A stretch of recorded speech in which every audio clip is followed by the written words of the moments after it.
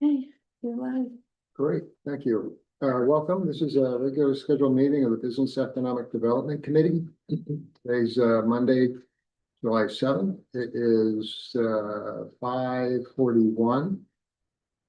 We have committee members, Councilor Hawes, Councilor Leonard, Councilor Millar, and myself, Councilor Fournier. Also around the table, we have Councilor Beck, Councilor Chair Pelletier, and Councilor Dean. I'd like to have an odd number of committee members on this, so Councilor Beck, do you mind? Yeah. Thank you. Great. We're also joined by Business Economic Development Director Ann Creed. And we also have City Manager Lear present. I will hand it off to you, Ann. Easement request. Yeah, first item on the agenda is actually with the city solicitor. Hi, Dave Oh, I Sevcek, forgot that. the city solicitor. I'm here too. So, the Bangor Housing Development Corporation is scheduled to close this month on financing to begin construction of a 50-unit residential building for low-income seniors at 140 Sunset Avenue. The city council awarded ARPA funds to the BHDC for this project. The site development plan and subdivision approval were obtained from the planning board a while ago, and BHDC recently received a building permit for the project. They have requested an easement agreement from the city to satisfy their lenders with respect to the city's stormwater easement that runs over the properties located at 140 and 154 Sunset Avenue. The Housing Authority of the City of Bangor owns the abutting property at 154 Sunset Avenue, and a similar project was approved on their property in 2024. Back in the early 80s, the prior owners of the properties granted the city a stormwater easement which bisects the properties and gives the city certain rights to maintain the stormwater structures within the easement area. The current project plans have the driveway feeding into the two properties being constructed over the city's easement area. This is not a problem from the city's perspective, but the lenders have requested that the developers enter into an easement agreement with the city to provide assurances regarding the protecting the proposed improvements and the significant investment while recognizing and maintaining the city's rights pertaining to its easement. Because the proposed easement agreement is technically an interest in land, a council order is needed. And in order to assist with the commencement of this needed affordable housing project, the engineering and legal departments have reviewed the proposed form of easement agreement. It was the current draft of which was attached to my memo.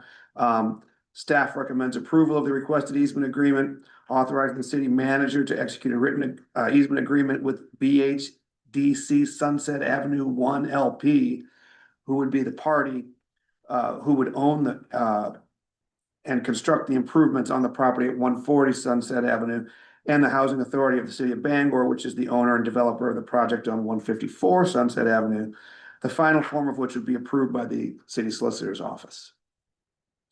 Great. Questions? Comments? My comment is those darn lenders, you gotta deal with them. You know, it's all- Bankers. Well, if I could, I'm sorry. I'm Joe Bethany. I'm the counsel to Bangor Housing Development Corporation.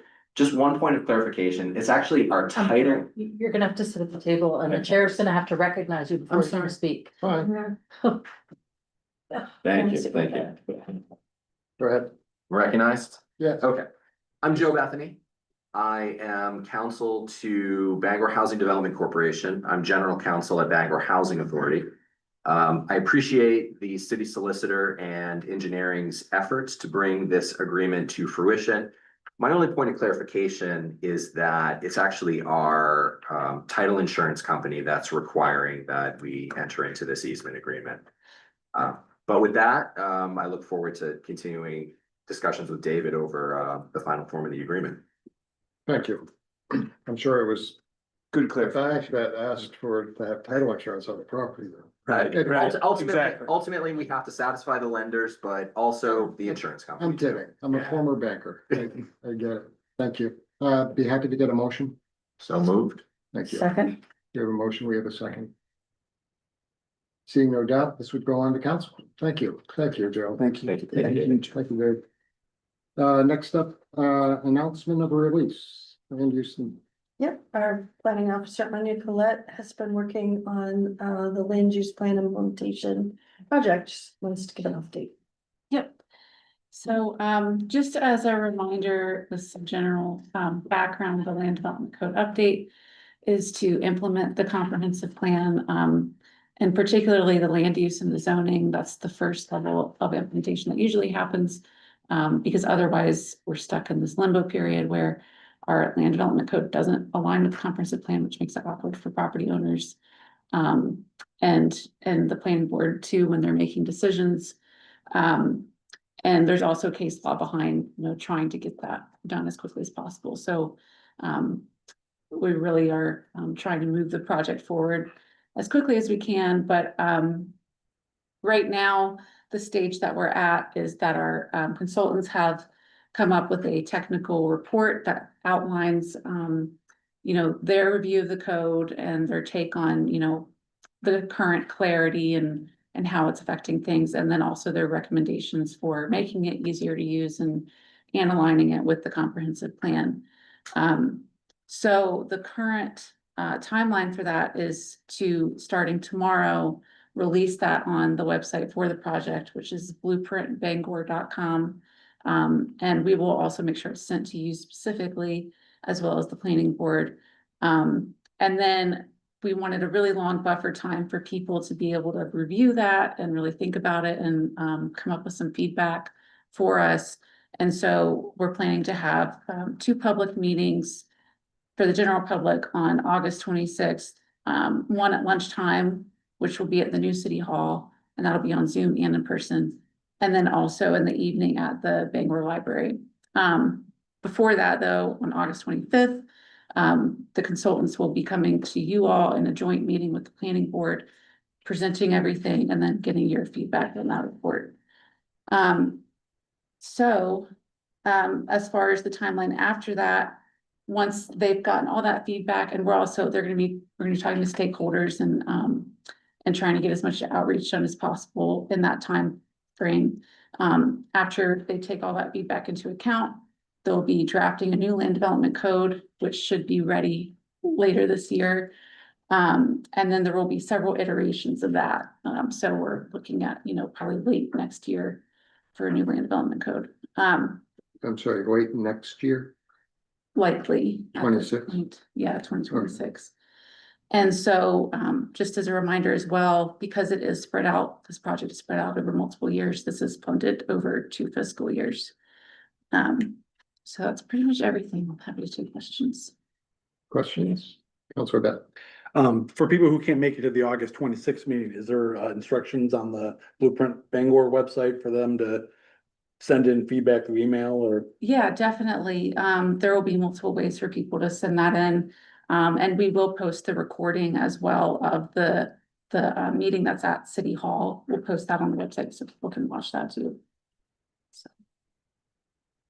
Other comments, questions? Councilor Leonard? Is there a predetermined, maybe I misread, is there a predetermined time that we already have for the council and the planning board to have that meeting? It'll be at a council workshop, 5:15 p.m. So. Okay, so we're probably just gonna, the only reason I ask is just because I want to make sure that the majority of the planning board and council is going to be at that meeting. So whatever is going to be best for staff and everyone else, want to make sure everyone's in the same room for this. It's a pretty awesome endeavor we're going through. Yeah. It's a long time. It's been needed for a while. Mhm. My only question was going to be related to the timeline. I was thinking, if there becomes a conflict with us not having an updated land use code, is that putting some projects in jeopardy or? I don't really think so exactly. I mean, when the planning board, when they get zone changes right now, they look at the new comprehensive plan when they're making those decisions. At the land use, the overall land use plan that's in there. So they're already trying to align their decisions with the comprehensive plan as much as possible. So yeah, I don't know if you want to add Yeah. anything. Yeah, that's exactly, I mean, the applications that, I mean, the way it works is they have to look at the most recently approved comprehensive plan when they review applications for zone changes. But the sweeping change, the rewrite is gonna take a little bit longer. Anybody else? Good, thank you. Appreciate it. Thank you, Anya. All right, next up, 2025 Economic Development mid-year report. Yes, it's the year of building that the city council set that goal. So I asked Brigida, our economic development officer, to give an update on what's happening in economic development. Hi, everyone. Thank you, Ann. Yeah, so we are at the midpoint of 2025. I came to you early on in the year and talked about all the things that we did in 2024, and we are building upon all of that. So I'm really happy to be able to update you. The theme of this is going to be under the guise of efficiency. How do we work better? How do we work more efficiently? Innovation, collaboration, both externally and internally, and partnerships. So I am going to start with entrepreneurship and business support. So as you know, we continue to meet with businesses, both virtually and in person, based on their request, and even ad hoc requests. So if a business is outside and they want to meet with economic development, we are here to meet with them. And it goes, it runs the gamut from being able to establish a business to questions around financing and funding and grants and ideas. And then ultimately, we do make a referral and recommendation to our partners. But the true essence of this is that we are present and we are here for businesses based on their first request. We've seen over 30 businesses, both Brad and I, and again, just really being present for the business community. Leases is a significant piece of our work. It takes a lot of our time, but it's important because it's important to ensure that our assets that we are leasing are in the best position, right? And so we are negotiating on behalf of the city of Bangor to make sure that the very best tenant are leasing our properties are being taken care of, and we are positioning that tenant for growth. So we continue to do a lot of leases, whether they be new leases, amendments to leases, lease reassignments. Actively engage as board members. So as you know, Brad and I, we are members of several boards, and it's important, it's so powerful to be amongst, boards that serve the business community, because together we innovate, we create programs, we create ideas. One of the ideas that have come up that you'll hear soon is the chamber. I'm a director of the board on the chamber, and we are planning, it's not completely public yet, but it'll be public now, an AI event, right? Which is fantastic because a lot of the businesses either don't know AI or are a little intimidated by AI, but nonetheless, AI is here. And so we are collaborating. So it's just really important to be a part of those boards. We celebrated National Economic Development Week with green drinks. And that was fantastic. We did that at the waterfront, and it was a great place because it was a casual place. Ann and I both spoke, and it was a casual convening to be able to give the community updates on the work that we're doing. So it was a lot of fun, but they were able to receive it in a casual way. CEA, so credit enhancement agreements. As we all remembered, we did a complete overhaul of credit enhancement in terms of policy and how we utilize the credit enhancement policy in the application, and just letting you know that we're utilizing those tools. So soon to come, you'll see some requests around credit enhancements, but the point of this is that we're utilizing the application process, the application, communicating back and forth in an efficient way to get those things through. Next up is city-owned property. We own a lot of city-owned property, and activation of sites. So just, we act as property managers, ensuring that when tenants request or they are in need, they know who to call and we respond as quick as possible. Everything from security concerns, we've had security concerns this year, to plumbing, to, capital upgrades, things like that, which is really important. And again, being responsive and timely. Business attraction. So this is not completely a surprise, but I wanted you to know that there's various business, both local and international, that are interested in our city. And it's important. I mean, a lot of this, it takes time. Economic development is oftentimes a long game, as Ann and I have discussed, but it's important that we have those conversations. Why Bangor? Why this city? We are a tight-knit community. We are thriving. We are a group of innovators. This is where you need to be. And we have those conversations, and we are courting several businesses to actually move here. Not quite final. Again, this stuff takes time, but it's important to have those conversations. And for lack of a better term, sell our city. Why do we believe that you need to be here? And then really excited because as we property manage, it's important that we have experts at the table. So we just finalized our contract with Epstein. So Epstein Commercial will be working with us, economic development team. I will have a meeting very soon to strategize on how we go about marketing, how we go about promoting, but it feels really good to have the experts at the table with us. Central Kitchen, big project of the year. We are moving forward. So with the money that we've gotten in grants, NBRC grants and HUD grants, along with the bond that was just approved, we are moving forward. And when I talk about efficiencies, it's so important to work efficiently to be able to get this through. We had our pre-application meeting last week, which was fantastic, and all of the right people at the table to be able to ask all the questions. And we plan to go to RFP, or release an RFP as early as the end of the summer, which is pretty quick. Again, we want to move as fast as we can, diligently, to be able to ultimately finish construction by end of, fall of 2026. It's been a project for a while now, and it's important that we stay on it. There's a significant need, and I'm really excited about that. So that project is moving forward. I'm going to take a little bit of a breath. Any questions? Councilor Lenny.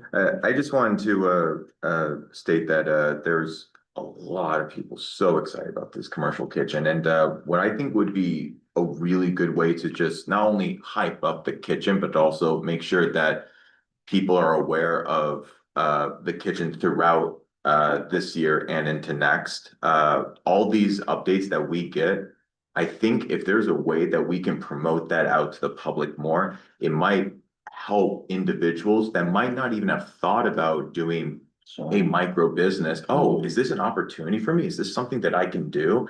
And the more that we can get people thinking about this before it's built, when it is built, they're just going to come to it sooner. So, I mean, I'd love to see like some fun updates that can really be targeted to not just people in Bangor, but also in all of Penobscot and the surrounding counties. I mean, this is a massive, massive opportunity for our city. Yeah, it's massive indeed.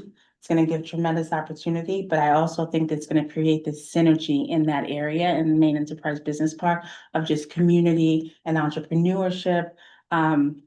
It's a little bit down further, but even with Eastern Maine Community College. So we are planning to partner with their students to be able to shadow and do some internships once we have, actual businesses in there. And then we'll do pop-ups and we'll be really creative in that space. But yeah, definitely continuous promotion.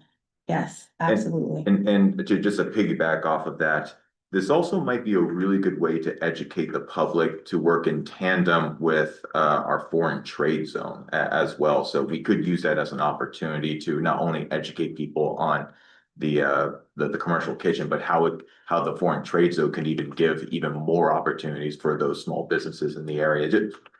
Just throwing that out there. Absolutely. What a great setup for the next. For the next part, foreign trade zone. So, the last time we spoke about the foreign trade zone, we got clarity.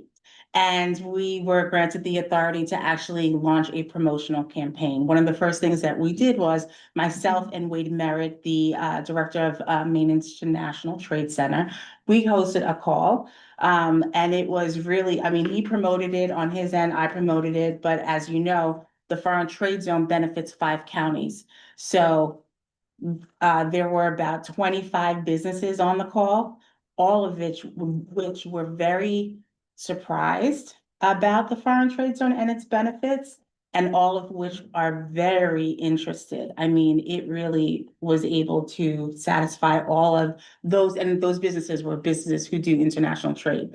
So currently, we are working 2 in the process. And that's really important because it takes a lot. I mean, you know, economic development, we're in a lot of things. So to walk 2 businesses through the process is, it takes manpower, right? And we need to make sure that we have those partners in place. So that was really great. I also was on a radio show with the Chamber of Commerce promoting it, and we will continuously promote it because it's an extreme benefit for our region. City of Bangor included, but for the entire region, which is amazing for our city to be able to lead that effort. US Customs, so CBP, I believe that the last time I was trying to get their attention and communicate with them, we have since had a phenomenal conference call. So we spoke to our counterparts in Newark, our CBP in Newark, and we had our local CBP on the call as well. And so it's just important that we all know each other and they'll be able to give us some great information once we actually get the ball rolling for a business to apply. So that is foreign trade zone.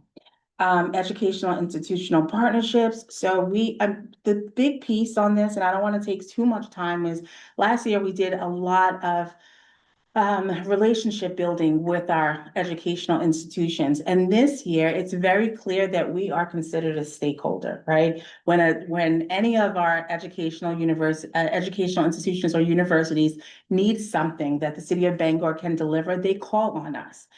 Just recently, Ann and I were on a conference call regarding the Collins Center because we were considered a stakeholder. That's tremendous headway, and we're really proud of it. So these things just talk about just different plans that we have. So I believe mid-June, we had a social with international students. And we hosted it at another partner's home, but in that, it's important for economic development to have conversations around retaining those folks, right? They get their education here, but how do we retain them for the city of Bangor and the region? And so those are the conversations that I'm having. And this is building, you know, a workforce pipeline. So we're talking about students who are in business, engineering, healthcare. Stay here. These are the opportunities that you can have in becoming a resident of the city of Bangor. So those conversations are happening, but nonetheless, we are partners, avid partners with our higher education institutions. Airport collaboration. So my colleague Jose Saavedra and I have done some amazing things, him and his team, and Brad, with just being able to strategize around how do we go about ensuring that the airport meets its goals while meeting the economic development goals of the city. And so we've done some really great work over the last year. But this year, again, in the name of efficiency, it's about working smart, right? And so we decided that we need to have a monthly meeting where we talk about our objectives and our goals, economic development and airport, the properties that we represent for the airport. How do we align and ensuring that we all as a team have different roles that contribute to the whole versus the duplication of efforts, right? And there's expectations in terms of how we communicate with each other to make sure that those synergies are clear. And again, I'm using the word efficient so that we don't have to use so much time. We know exactly what we bring to the table, what we contribute to each project, and we're on the same page. So we're having those meetings monthly as of now. And then the Innovation Center. our lovely Innovation Center. We are working together to do some upgrades on the Innovation Center. We have some tremendous businesses there who are doing some really innovative work, and it's important that they have the right space to do that, and that space serves them well. So together, the airport team and the economic development team are working on those upgrades, both internally as capital upgrades and aesthetic upgrades to attract more businesses to the Innovation Center. Any questions? Keep on going. Okay, took my breath. Downtown parking. Downtown parking, none of this is a surprise, but it's great to be able to report out. Park Clemens is tremendous to work with, and he understands the needs of parking. We are moving in a direction so that the parking operations can be more smooth. So in that, we have launched the Park Mobile app, which is very efficient, so folks can reserve ahead of time a parking space or extend their parking space. And so now they're digital. So that's an actual app, and that has already been launched. Currently in July, in the month that we're in now, we have parking amnesty. So any parkers who are in violation of parking, who have parking violations over 30 days in this month, they are able to eliminate those extra fees and just pay what their initial fee was. So that's the parking amnesty for July. And then we're going to release the Barnacle. So the Barnacle, we're all familiar with the Barnacle, is that octopus-like, I don't even, I know. Right? It's like a barnacle. it's like what used to be the boot, but now it's on the windshield, and it's like an octopus. And so if you are in violation, you get the Barnacle. What Park wanted me to tell you and make sure is that anyone who gets the Barnacle on their car, they have actual instructions on what they need to do next. So it's not just this yellow octopus-like thing on their car. They know what next steps, who to contact, so on and so forth. But again, making downtown parking smoother and more efficient. And then, as I conclude, I just want to say that none of this work can be done without having really great partnerships internally. So that being, I can't tell you how many meetings we've had with assessing, finance, the executive office, planning, community development, code enforcement, we all come together as one, and it's so important to build those relationships and actually sit, because we can't be the experts of everything. And so we rely heavily on our partners internally, and that has been fantastic, and we will continue to build those relationships. Great. Questions, comments? Councilor Beck. First of all, thank you for all this. Caught me off guard. That's only a mid-year report. Feels like a full year report. There's so much going on. I guess, do you have a preview for what's coming? Like, what are you most excited about for the rest of the year? I'm excited about the commercial kitchen. I feel like we have talked about it so much, and I think it's a phenomenal idea. And kudos to all the leaders who initiated the project, but it's time to conclude, and I'm very, very excited about that. And how we go about recruiting, right? Because we're going to be really strategic in how we go about recruiting those businesses. And because it's important that in an incubator, right, you want those aspiring entrepreneurs, but you also want that anchor that's going to be able to give them kind of the know-how, and they can shadow under them. So just being able to do that is going to be fantastic. Really excited about that. Really excited about getting some businesses through the foreign trade zone. Yeah, and I just think it feels really good. You know, I've been in this position for a year and maybe 3 months, and it just feels really good because we see the shift where folks are coming to us first, all economic development related. Can we solve all the problems? No, but we definitely are here to respond to your inquiries. Anything else? Seeing none, I was just gonna say, great update. It's wonderful. Thank you. I like that you're getting down to the basics and just getting involved with Upstart, Big Gig, the chamber. To me, that will snowball down the road. So I think that's absolutely wonderful. Thank you. Thank you. It's been a For all your pleasure. work. Thank you. We could do that. All right. That's on the agenda. Airport Director's Report. Jose.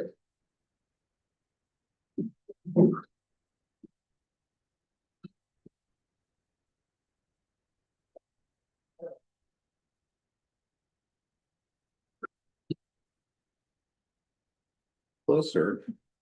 Hello, everybody. Oh, good evening, everyone. As a Saavedra Airport Director. I have a couple of things and towards the end of the report, if we can pull up maybe page 6 of the master of the executive summary of the master plan, that would be great. So I'll start with some of the regular updates that I have for the airport director's reports. I think that there's gonna be two sections to my report. One that focuses on the statistics, some of the projects that we're working on right now. The second portion is more a little bit of looking forward to what comes down the pipeline in the next year, 2 years, and then talking a little bit more about some of the things that have been identified in the master plan as important projects coming up. So as you might recall, statistics reports, they lag in time by the time we get them to you. They seem a little bit outdated, and so I bring today the March and April numbers. The March numbers, 20% increase over last year. That's a record-breaking month. For April, it's 33%. It's not the highest, but still pretty high.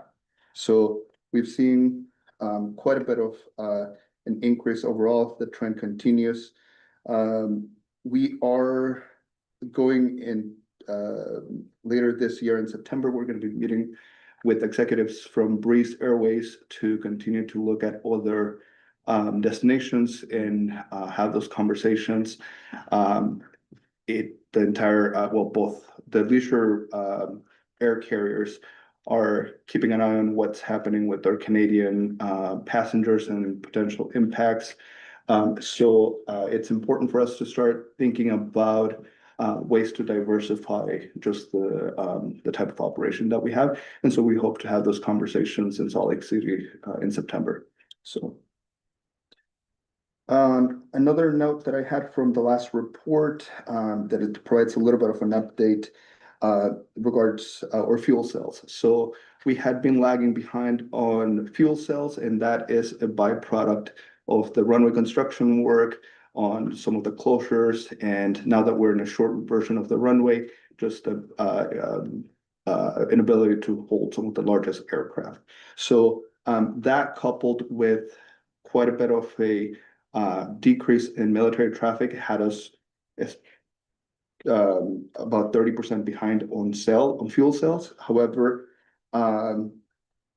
during the month of April, we had a significant increase in military activity that cut that lagging number that we had in half. So again, like I said, the numbers are a lagging indicator, and so we're not going to see the full numbers of the year for a couple more months, but we did make up quite a bit of ground during April and May.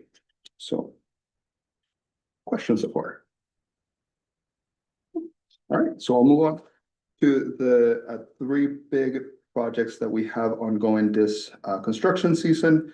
The runway. So again, like I mentioned during my last update, we've passed the most visible portion of the runway project, which is the 55-hour closures. We've completed the seven closures that we had scheduled for it. There's one 16-hour closure remaining, and that's going to happen later in the summer. I estimate the project to be completed at 75% or so, which is a great place to be. This is exactly where we're hoping to be as far as the schedule is concerned. So things are moving along in just as planned.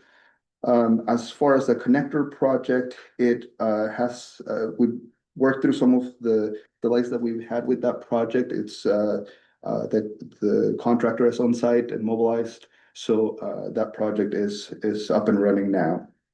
And then the last thing, as far as current projects is concerned, the replacement of passenger boarding bridge at gate 11. We've seen quite a bit of a delay in lead times. So the lead time right now for that boarding bridge is a year from now. And so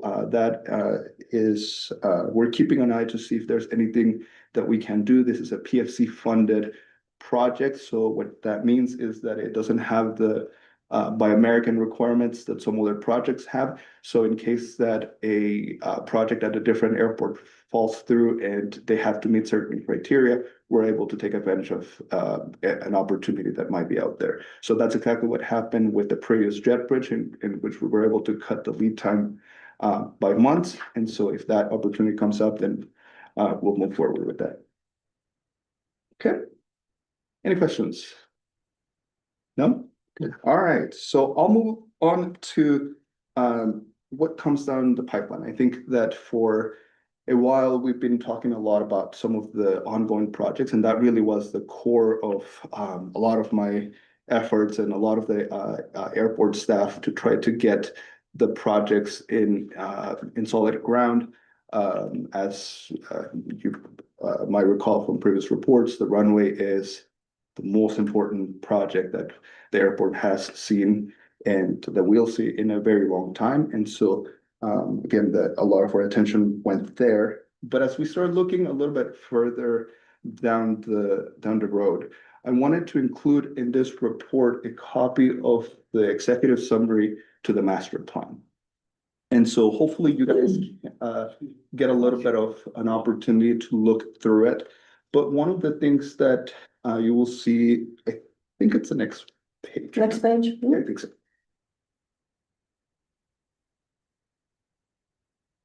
Maybe the next one. One more. Perfect.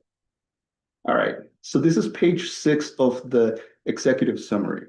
If you look at the left side, there's 8 items that are outlined there as top priorities of the master plan. Half of them are already in place. The other half are we're getting started on planning and or selecting the best approach to tackle those projects. So the first thing that you will see in my report is Taxiway Alpha. So we're in the process of completing the runway. The next biggest priority as far as the airfield is concerned is going to be the parallel taxiway that helps aircraft get to that runway. It is in desperate need of repair. It's also a 20-year-old taxiway that needs to be completely rehabbed. And so we are working closely with the FAA to get the necessary pieces in place to determine what's the extent of the damage of the asphalt, and then get a plan in place to do that. So in the next few weeks, actually a week from today, we will be bringing a grant application or a request to accept a grant from the FAA so that we can move this project forward. So that'll be coming down the pipeline. And if we switch a little bit from the airfield to the terminal, I think what you have continuously heard from me is a ongoing increase in passenger traffic, right? So that's great news for us, but at the same time, that poses certain challenges. And one of the things that is coming with that type of growth is the need for us to expand the current checkpoint. And so if you recall back in March, we selected 2 engineering firms to help us with the next round of projects. One of them is going to be helping us with the expansion of the checkpoint. And so there was preliminary work done for the checkpoint approximately 3 to 4 years ago. The need was not there and the funds were not there. We're at a point where we need to move that project forward. And so the next big thing is going to be to bring the current security lines to compliance with TSA requirements, because they are not. And then the addition of a third screening lane at the checkpoint, with the possibility to build a 4th one in the future, depending on our needs. So again, early in the planning phases of that, but that project is moving along. Our goal is to have that project design in the next year or so, and then start construction the following year. Since this is gonna be a PFC funded project, what we can do with this type of project is, once we get this the sign off from all of the airlines, we can build the project and then refund one as PFCs come through, and that way we are able to build infrastructure and have it in place, and then pay as we get repay ourselves as we get the revenue from passenger facility charges.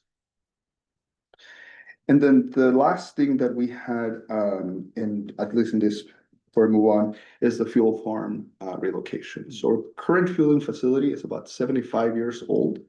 It's the original infrastructure that was transferred to the city from the military base. And so there's a number of things that have changed since then in terms of regulatory requirements, facility needs, and just operationally, it is the fuel farm is outside the airport fence.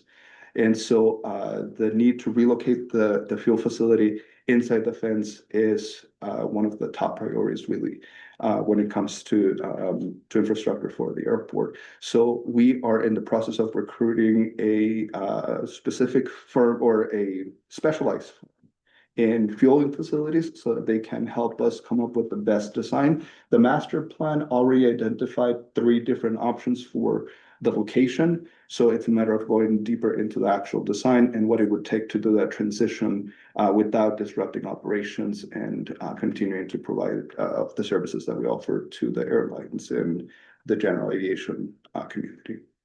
Okay. So did you have sites in mind? Yes. And were they on here? Yes. So this is page number 6 of the executive summary, and at the bottom, you will see options 1, Oh, 2, there we and go. 3. Yeah. Okay. There's a more robust report when it comes to the fuel farm, and I'm happy to bring that along for my next report. But by far, option 1 is the one that makes the most sense. Yeah. So I think as part of the master plan, it's identified multiple sites, but I think that obviously the engineers will help us fine tune the decision making, but I believe option number 1 is the best suited for it. Right. The other question I had was any idea what the taxiway cost? Is it going to be similar to the, I hope not. well, I hope not either. I hope not. It's gonna depend on what kind of work we need to do in the taxiway. The grant that we applied for and we received from the FAA is what it's called a 30% design.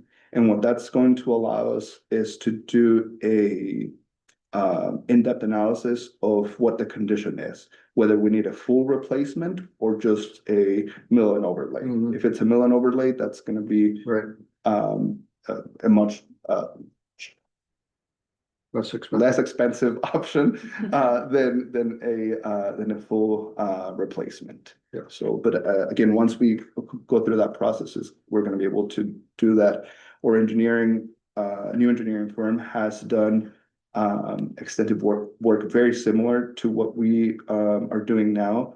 And I think we should be able to plan ahead for it and make sure we're making the right moves. Great, thank you.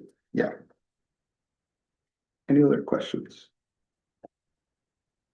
All right. So I'll move on to another of those top priorities that are coming down the pipeline that was also identified in the master plan. And that is, again, with the increase of passenger traffic, the need for some additional services is also growing. And when it comes to car rentals, I think that if you've taken a trip around the airport, you've seen them park in all sorts of places. That is not my preferred option, but again, just like with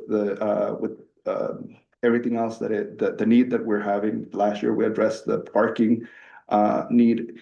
The facilities for car rentals are also at capacity. The buildings are at the end of their useful life, and quite frankly, they're actually split three of the companies are located right off of Godfrey before you get to the terminal. We have another concessionary out off-site over by the General Aviation Terminal. And so we started the conversations with them to talk about the consolidated car rental facility. Now, this is a centralized concept that will bring all of them together and help us get them to a location that is outside of the terminal. That's going to create a domino effect. Once we're able to put together this building in this centralized location for car rentals, that's going to free up some additional space in the lower level of the terminal that then we're able to, at some point, convert into additional ticket counter space for further expansion in the terminal. And so when it comes to a consolidated car rental facility, the funding structure is probably one of the biggest questions, right? How do we pay for this? One of the options that we have, and it's the option that I would like to pursue, is the implementation of a CFC, or a customer facility charge. Bangor does not have a CFC program in place. And so it's going to require for us to do some prep work in order to implement this. And I could walk you through the details of what that would entail. But ultimately, what this is a charge that gets added to the reservation of car rentals. And so when somebody's flying in, renting a car, then there's an additional fee that gets added, and that gets set aside for the consolidated car rental facility. CFCs have it's a program very similar to passenger facility charges, very similar, but a couple of differences include that CFCs are not governed by federal law. They are levied and monitored at the state or at the local level. And then the second thing is also that it doesn't have a cap on the PFCs. It depends on what the market and the municipality or the state allows for the fee to be. So that's another difference. And then the third biggest difference is the use, right? So when it comes to CFCs, those funds are able to be utilized for construction, for operation and maintenance, which is not the case for the PFC funds. So a lot to that, and I'm sure there will be plenty of questions. So I will, yes. Was Portsmouth, Portland, Manchester, they have CFCs? I'm not sure about the New Hampshire airports. Portland does. And I've been in close communication with the airport director in Portland to get a sense of what they did to set up their program. Basically, from what I've learned from their experience setting it up, is that the municipality issues levies the charge through ordinance, and then that allows us the authority as an entity to collect the fee. And then in turn, we go back to the car rentals and issue an amendment to their leases and build that into the agreement. Based on the conversations that we've had with the car rentals, they have been waiting for this for a long time, so they are on board in the levying of the CFC and obviously facilitating the amendments to their leases. It's just a matter of again working through our internal process to create to get feedback from you, and if you choose to move in that direction, then obviously working through the process to develop the necessary steps to implement the plan. Other questions there? I think if we could find out maybe a couple of the other airports, but I shouldn't say airports, but the only warning, again, that it's a little bit different is that it varies by state. yeah. Because depending on what since it's not regulated at the federal level, Right. it is either state or local. And in my research for the state of Maine, the only two airports that would have it would be Portland and us. And the airport director in Portland, kind of set up the whole system and himself. There's consultants that can help us through the process, but that it boils down to that, to the ordinance and the amendments, to the concession agreements. Thanks. Other questions?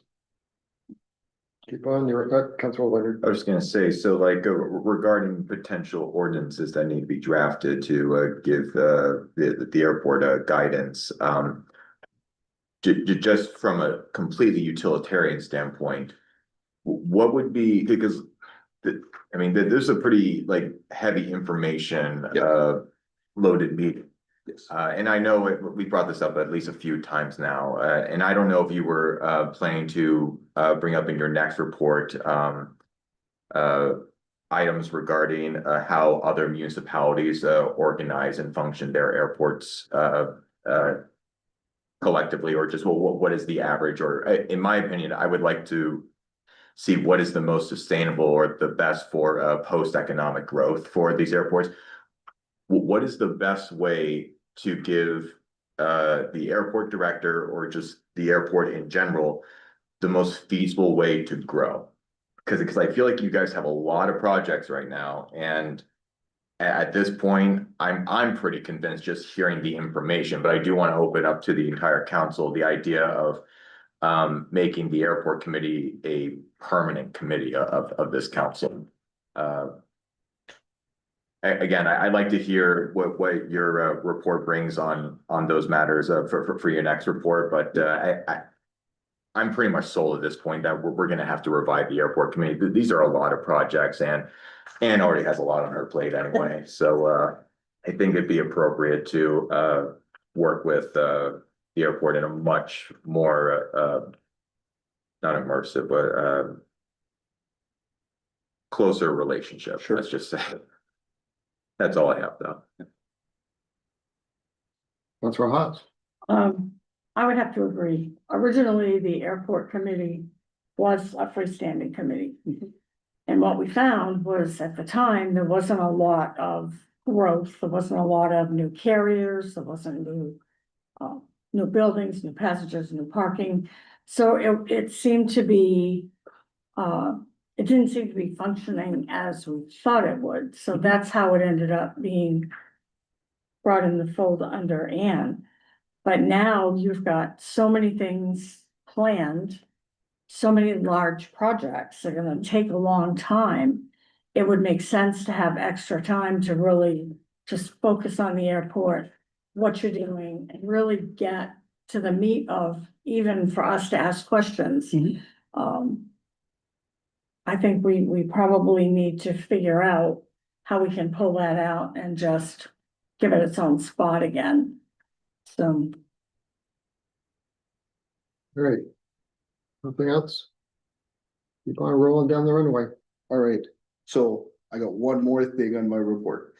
And so it kind of ties to what you just mentioned in both of your comments. I take that that feedback. If we take a little bit of a step back, right? So one of the things that again, about 3-4 weeks into me starting my role at the airport, I was given the runway specs for a $50 million project and say review, approve, and get it up to bid, right? And same thing with the connector project. So it was really drinking from the fire hose. Now that we kind of have both of those big projects in solid ground, I think it allowed me we went through some staffing changes at the airport as well. And now that we're in a much more solid ground, we were able to take a little bit of a step back and look at how are we operating as a department, and looking at best practices, looking at the different projects that we're doing. And one of the things that was identified was that the airport as in and of itself as a unit does not have a business plan or whatever the equivalent of a municipality entity is. Sure. Right. And I think that that is something that we need to address very, very soon. Because you are correct, we have so many different projects, and I feel like in the grand scheme of things, we are headed on the right direction, but I think that something more solid that gives us a consistent, a cohesive way of approaching everything that we're doing would be extremely beneficial. And so I think that, like I noted here, just to give you a little bit of an example, we went back and pulled what the mission and vision of the airports are as outlined in our previous documents. And that is not something that was even prominently displayed across the airport. So we're switching this. We're trying to again do a more strategic operation of the airport, and that comes obviously with the development of a business plan that's going to help us align our operations or capital plan or business segments and helping us diversify really the model of operation that we have. And so if when it comes to the method to convey all of the activity that's happening at the airport, I'm happy to bring that my next report focused on organization of the airport. But again, this is a decision for you as a council and as a committee to figure out what's the most functional way for you to be able to take in the necessary information that I have. I see my role as twofold. One, to obviously oversee the operation and strategic direction of the airport, and number two, help you understand how to better be the decision makers that you are in your roles to looking out for the best interest of the airport. So again, going back to that, whatever is the most efficient method that you decide and you deem appropriate, I'm happy to adjust as necessary. So. I think you're stealing Birgitta's words. We work together. Great, So. thank you. Good report. Great update. Any comments, questions? Councilor Beck? I just asked you the same question as Birgitta, so looking forward to this coming year, what's the number one most exciting thing for you you're looking forward to heading into 2026? I think the strategic planning of the role. I think that for a while, it has been a very keeping up with what we're doing, and finally having the ability and the bandwidth to look at what do we need for the next 3 to 5 years, 5 to 10 years, and how do we align everything that we're doing to support that mid to long term goal. I think that's really, really exciting because I do feel that the airport has very, very strong foundations, and we can build off of that. The airport had some very visionary leaders in the past that set up great structures in place. The ownership of the FBO, it is very unique. It has its challenges of running and operating the FBO, but that is a very, very unique setup that allows us to finance a lot of the infrastructure that needs to happen. And so I think that looking at, we recently made an offer to a FBO manager, and that's going to help us to bring in specialized expertise to run that operation. So an airport it's a hybrid, it's a public entity, but it operates very much so like a business. An FBO is even more like a business. And so our ability to bring in the expertise and focus on those bigger things that are going to help the airport in the long run. I think that's really what I'm looking forward to. Thank you. Great. Anyone else? Thanks, Jose. Thank you. Anything else before the committee? Yeah, I did have two very quick things. First, on Friday, members of the Cultural Commission, contacted me that it was after the packet went out, that's why it's not in the packet. That there is a, National Endowment for the Arts grant availability that's due on the 17th. And they wanted to be able to apply, for funds to do the public outreach that they've been talking about for the last couple of years. It does allow for in-kind match, so, we wouldn't be looking for, city funds to do a match. We'll just do in-kind funds, but I wanted to get your permission to, pursue that. Great, so you need a vote. Yeah. Yeah. Questions, comments? Happy to take a motion. So moved. Second. We have a motion, we have a second. Seeing no objections. Great, We're gonna thank pass it. you. Great, thank you. And then, I just want to say, I was at the public art,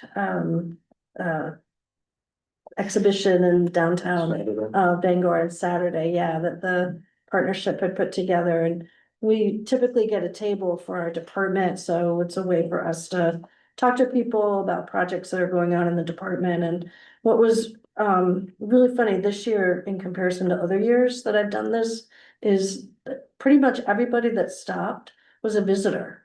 There's a significant amount of tourists downtown over the weekend from, Boston, New York, which you expect, but also from, Southern California, a lot of people from Texas. And I just thought you'd like to hear that all the work that you're doing pays off, because they all said how much they love Bangor. Because I said, what should we change? I said, keep doing what you're doing. And so it was nice. Yeah. So thank you. That's all I got. Good news. All right, that being said, we are adjourned. Thank you.